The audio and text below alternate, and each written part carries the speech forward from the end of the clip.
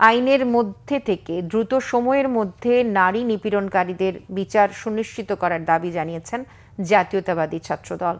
সারা দেশে নারীর প্রতি সহিংসতা, ধর্ষণ, অনলাইনে হেনস্থা এবং আইন শৃঙ্খলা পরিস্থিতির সার্বিক অবনতি ও বিচারহীনতার প্রতিবাদে সোমবার সুপ্রিম কোর্টের সামনে এক মানববন্ধন করে ছাত্রদল। মানববন্ধনে নেতারা বলেন, নারীর প্রতি সহিংসতা গত কয়েক মাসে বেড়েছে এমন নয়, গত 15 বছর ধরেই এগুলো চলছিল, কিন্তু গণমাধ্যম স্বাধীন না থাকায় বিষয়গুলো উঠে আসেনি।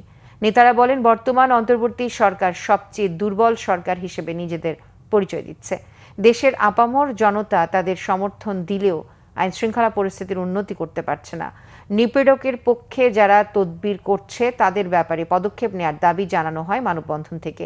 নারী নিপীড়ন অব্যাহত থাকলে আবারও মাঠে নামতে বাধ্য হবে বলে হুঁশিয়ারি দেন ছাত্রদল নেতারা।